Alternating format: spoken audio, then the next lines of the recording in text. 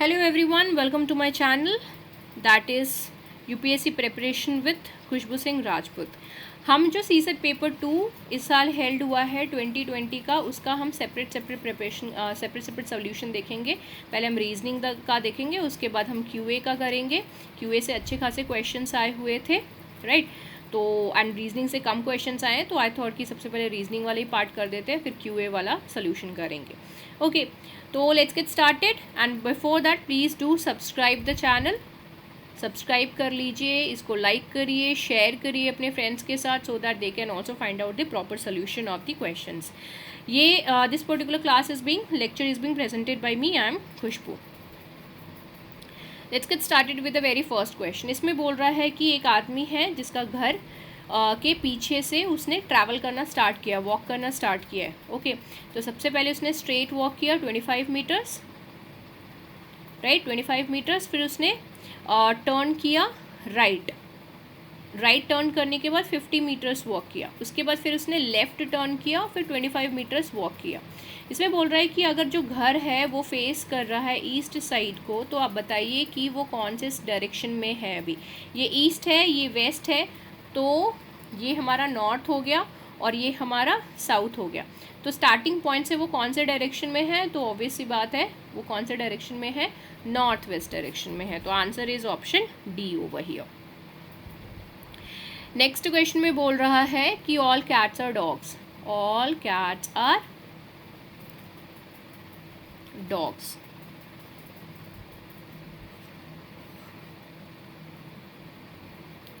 And all cats are black. All cats are black. Conclusion 1 में बोल रहा है कि ऑल डॉग्स आर ब्लैक। देखिए, हम ये तो बोल सकते हैं कि ऑब्वियसली बात है, ये पूरा इसमें दिया है कि ऑल कैट्स आर ब्लैक, ठीक है, तो ऑल कैट्स आर ब्लैक तो मान लिए, राइट। बट हम ये कैसे कह सकते हैं कि सारे के सारे डॉग्स जो हैं वो भी ब्लैक हैं? We can not be sure about this thing. तो हमारा जो कंक्लूजन 1 क्या है, वो डाउटफुल है। And as I told you always कि जब तक आप कंप्लीटली श्योर नहीं हो तो उसको आप आंसर नहीं मान सकते। ओके, तो डाउटफुल हो गया, तो जो डाउटफुल हो गया हम उसको अपना आंसर नहीं ले सकते। तो स्टेटमेंट 1 जो है that can not be your answer. इसमें बोल रहा है कि आपको बताना है कि कौन सा लॉजिकली फॉलो करता है ये स्टेटमेंट को रीड करके। ओके, तो यहाँ पर हमारा स्टेटमेंट 1 रॉन्ग हो गया। स्टेटमेंट 2 देखते हैं, कंक्लूजन 1 रॉन्ग हो गया। कंक्लूजन 2 देखते हैं, some dogs are not black. देखिए, ये भी पॉजिटिव स्टेटमेंट है, ये भी पॉजिटिव स्टेटमेंट है, तो दोनों के दोनों पॉजिटिव स्टेटमेंट्स हैं। पॉजिटिव के साथ नेगेटिव वाला स्टेटमेंट नहीं होता है, राइट। तो ये चीज़ तो स्ट्रेट फॉरवर्ड ही आपकी रॉन्ग हो गई। बट अपार्ट फ्रॉम दैट एक और चीज़, दूसरा तरीका भी आपको ये दूसरा तरीका भी है कि इसके बारे में we are not sure, we can not be sure about this thing कि some dogs are not black, ठीक है। यहाँ पे सिर्फ कैट और ब्लैक की बात हो रही है, बट ब्लैक और डॉग की बात नहीं हो रही है, तो we can not say about this thing. तो डाउटफुल है, तो neither 1 nor 2 is the answer. Next question में बोल रहा है कि आपको बताना है how many odd numbers are followed by the odd number in the above sequence. कितने ऐसे ऑड नंबर्स हैं जो कि फॉलो कर रहे हैं ऑड नंबर्स को, राइट। तो 5 1 7 3 3 9 5 7 3 1 1 5, इसके बाद नहीं है, तो 1 2 3 4 5 6। आंसर यहाँ पर कितना है अपना 6। Okay, next question, this is very interesting question. थोड़ा सा calculation and you are done with it. Okay, ये इस टाइप के क्वेश्चंस मैं आपको ऑलरेडी करा चुकी हूँ, तो दिस इज़ क्वाइट ईजी। जिसने भी मेरी क्लासेस जो हैं वो अनअकैडमी पे बहुत ध्यान से पढ़ी होंगी। Let's see, A is 16th from the left. A जो है वो 16th है फ्रॉम लेफ्ट साइड से। ओके, नेक्स्ट है V is 18th from the right end. V जो है वो 18th है राइट एंड से। G is 11th from A towards the right.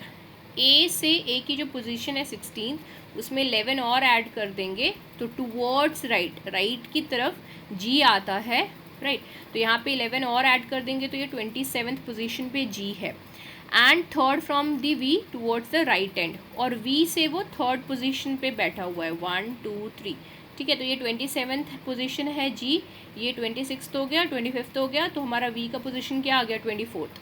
तो एक साइड से राइट साइड से इसका पोजीशन 18th है, लेफ्ट साइड से इसका पोजीशन वी का 24th है। ओके तो मैं आपको एक चीज़ पहले से बता चुकी हूँ, जब भी आपको टोटल नंबर ऑफ़ पीपल पता करना होता है किसी भी रो या कॉलम में बैठे हुए हैं या फिर खड़े हैं, तो उसके लिए आपको क्या करना होगा, सेम ही पर्सन का जो वैल्यू, सेम ही पर्सन का जो पोजीशन है लेफ़्ट और राइट, वो आपको पता होना चाहिए। तो यहाँ पे आपको वी का पता है, राइट, तो एक तरफ से उसका 18th है, दूसरी तरफ से 24th है। अब इसमें से -1 कर लीजिए, आपका आंसर आ जाएगा 41। आपको यहाँ पे बताना था total number of boys in the row, so that is 41। Next question करते हैं।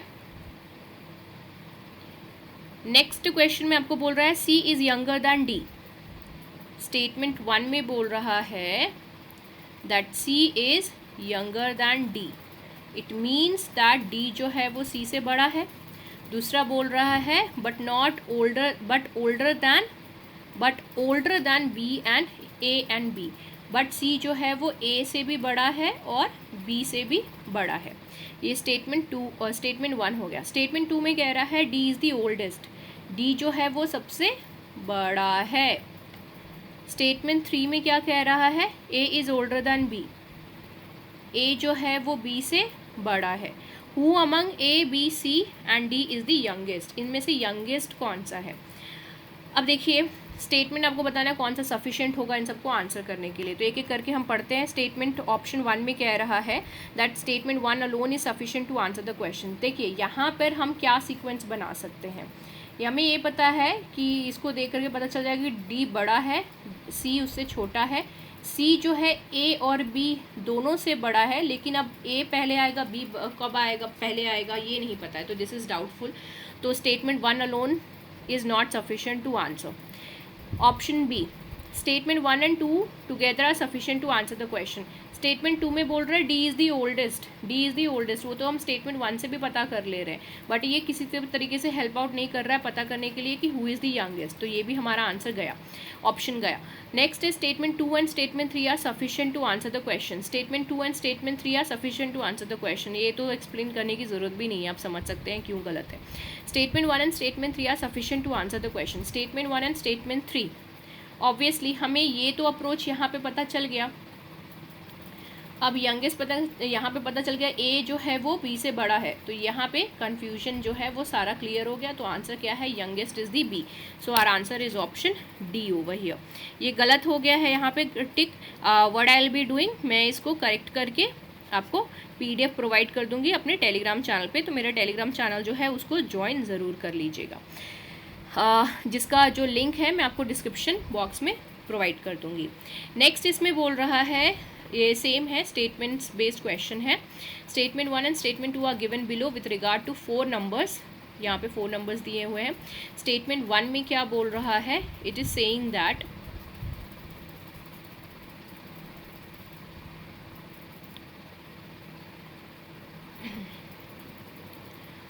R is greater than P, R जो है वो P से बड़ा है एंड R जो है वो Q से भी बड़ा है।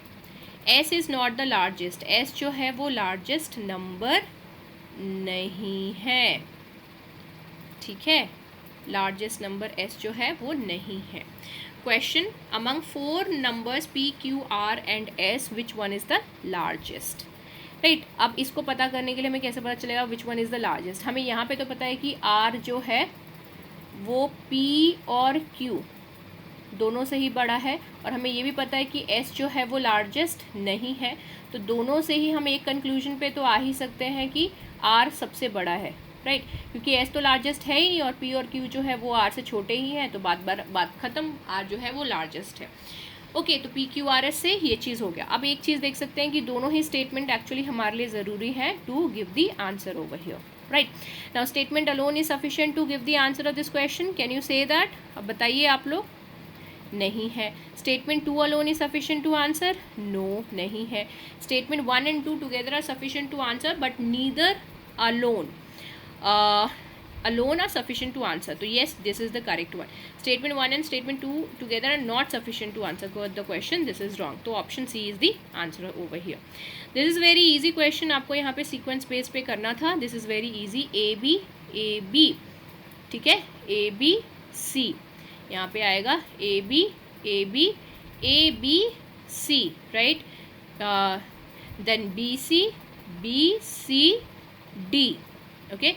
Then B हट गया, then C D E, right? अब C हट गया, D E, इस हिसाब से आ रहा है। एक जो पहले वाला जो है वो बार बार रिमूव हो जा रहा है। ए यहाँ पे रिमूव हो गया, देन आया बी सी, ठीक है। देन सी रिमूव हो गया तो देन बी रिमूव हो गया तो हो गया C D, right? B C और बी सी डी सी, यहाँ पे D C sorry B C D. जब जैसे ही नया वाला आता है तो उसके प्रीवियस वाला हट जाएगा, यानी बी वाला बी हट गया यहाँ पे तो सी डी ई आया, सी हट गया यहाँ पे, देन डी ई एफ, फिर ई हट जाएगा इस हिसाब से। तो आंसर क्या है हमारा? Option C over here. Next question करते हैं। स्टेटमेंट, दो स्टेटमेंट्स एक्चुअली आपको यहाँ पे दिए हुए हैं। पहला स्टेटमेंट में बोल रहा है दैट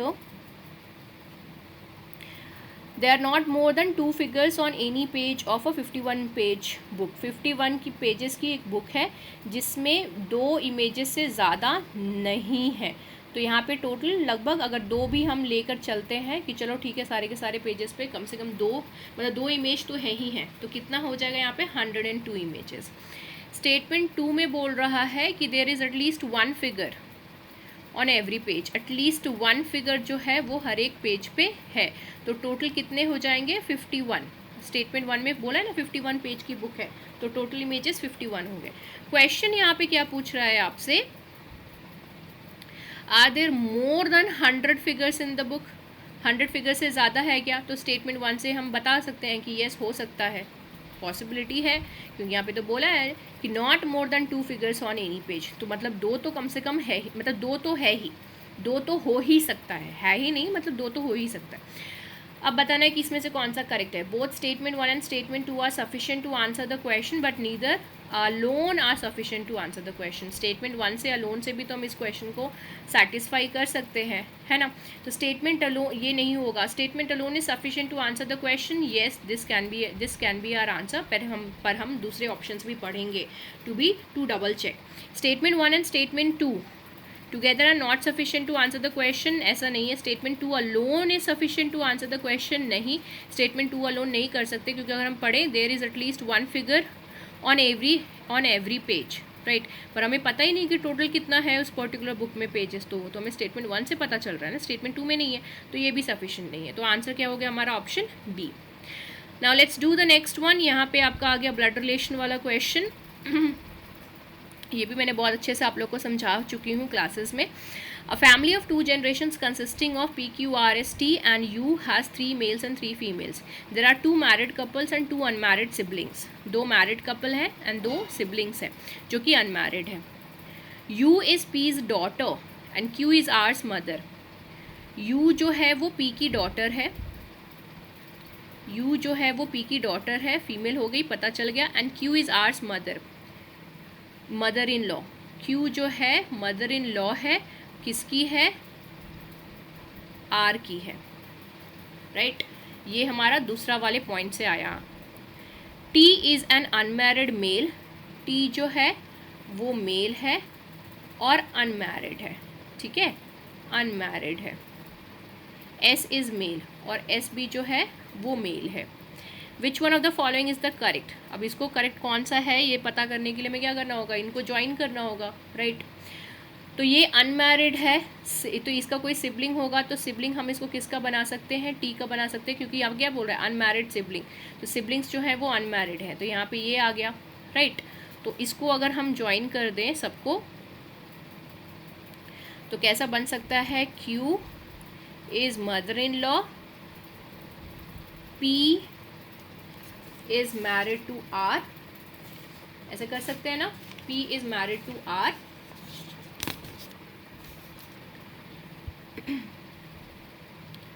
R दो इनके हैं पार्टनर्स, मतलब 2 इनके बच्चे हैं, T एंड U, एक मेल और फीमेल। S जो है वो मेल है, तो उसको हमने यहाँ पे रख दिया।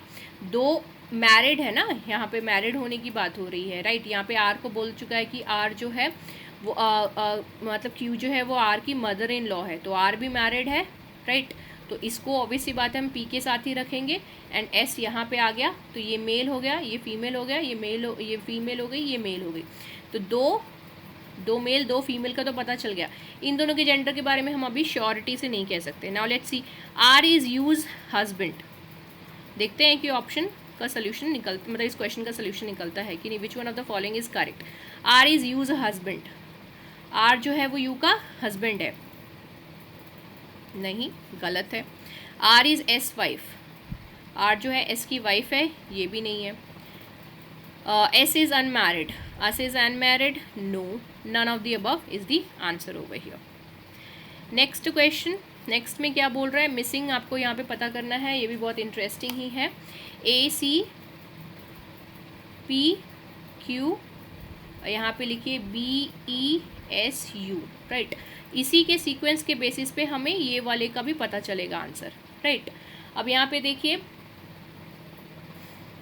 कलर चेंज कर लेते हैं। ए और बी के बीच का डिफरेंस 1, मतलब ए देन बी। देन आता है आपका सी और ई का बीच का, तो दैट इज सी के बाद कितना है, D E, okay, D E. वैसे ही पी और एस का अगर आप देखें तो +3 आ रहा है। क्यू एंड यू का अगर आप देखें तो +4 आ रहा है, राइट। वैसे ही आप एम एन जी आई का भी जब आप करेंगे तो क्या आएगा, आपका आएगा +1 पहले, फिर +2 आएगा, फिर +3 आएगा, फिर +4 आएगा, ओके। तो यहाँ पे आएगा एन पी जे एम। तो आंसर क्या है, ऑप्शन डी यहाँ पे, ओके। तो this is it for this particular class. I hope that you people liked it. अब हम जो नेक्स्ट है वो करेंगे इसका, QA का करेंगे, जो कि मैं आपको कल अपलोड कर दूंगी अर्ली मॉर्निंग, मतलब फर्स्ट हाफ मॉर्निंग के उसी time I will be uploading it, QA के solutions. So please guys do like and share and subscribe the channel, this particular channel. It will be helpful for me. Do support me and take care. Bye bye. See you in the next video. Good night.